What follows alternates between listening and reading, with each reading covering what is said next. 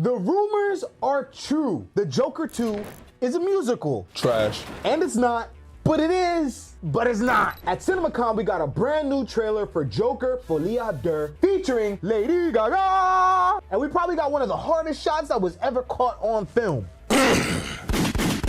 There's still just one problem. Fans are divided after finding out that the Joker 2 will be a musical. But look, here's the thing. We might have reason to believe that we're in good hands because there are reports of test screenings that have some promising things to say about the movie. Variety said the movie leans towards being mostly a jukebox musical as it integrates at least 15 reinterpretations of very well-known songs.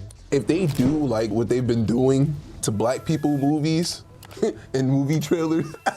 The rumors are that all of it is musical therapy. Playing white noise. Oh no! That's gonna make him even crazier. Could you imagine giving the Joker just white noise, bro? And so Phillips himself said, categorizing isn't entirely accurate. It doesn't veer too far from the first film. Arthur has music in him. He has a grace to him. Welcome to another episode of Kaylex Encounter, and if you've been here before, so a majority of people that I've seen online do not want this to be a musical, especially since the Joker 1 wasn't a musical at all. One person said, men see the word musical next to Joker 2 and they act as if it's the end of the world. Don't piss me off. It's not like it's going to be having a sing and dance every 2 minutes. Idiots are massively overreacting about it being a musical. Somebody else said, I don't get why Joker 2 was going to be a musical, but it makes sense. Joaquin's Joker's madness has a musicality to it. He dances when he fully becomes himself. For it to be a musical, a jukebox musical no less, makes perfect sense as a step forward. It all depends on how they go about it.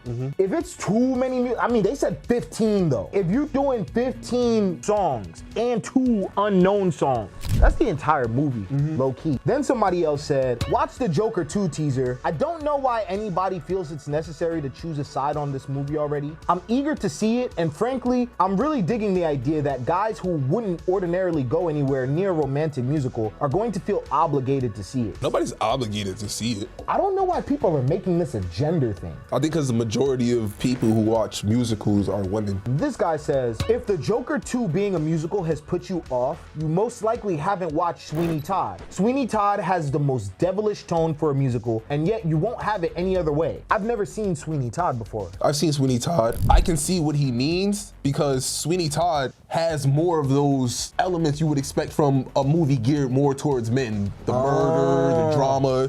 Okay. Making humans into meat pies. Like, He's doing what? Yeah, he's a cannibal? He's a barber. Yes, he makes his victims into meat pies.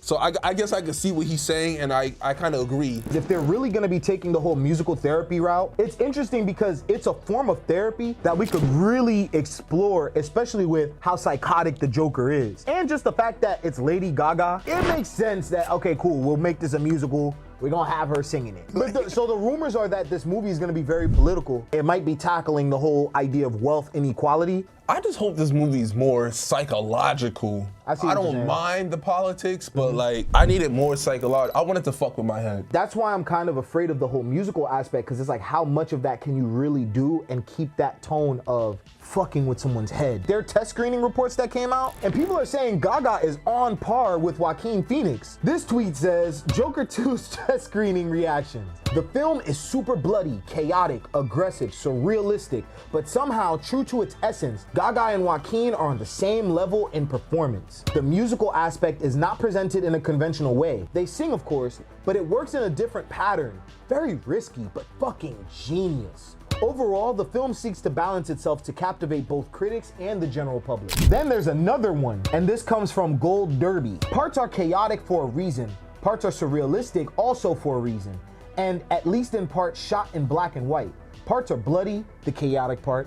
Can't spoil how exactly. It's also very political, as you would expect from the Joker franchise. I dig the black and white part. I think that sounds cool. You know, Just what'd like be cool? Oppenheimer. Yeah. Okay. Yeah. That'd be dope. You know what would be cool? If the musical numbers were only in black and white. Okay. Sin City was in black and white, but it had the certain parts Had a that was look. in color. Selective coloring? Yeah, I'd fuck with that. Like, oh, the Okay. scene's in black and white, but the umbrellas are in color. Oh, okay, The scene's okay. in black and white on the roof, but that one spotlight is the only thing giving off the color. You get me? Oh, okay, I'm following that. So look, then they go on to say Gaga is indeed equal to Phoenix or even more central. Oh, here he go. No way to fraud her in supporting. From what I understood, he doesn't call her Harley, but a nickname derived from it. I guess that has created a confusion whether she plays Harley or not. They both perform songs as a duet, and some are just her singing. Songs are mixed of old songs and new ones. Old ones are sang in one part of the movie. I'm singing in the rain. Shit like that. Pretty much. New/original ones in another. It isn't all a singing movie. Gaga's performance is said to be transformative and sensational. The most we could do is wait. I got trust in Todd Phillips, though. And we'll see you in the next encounter. Peace.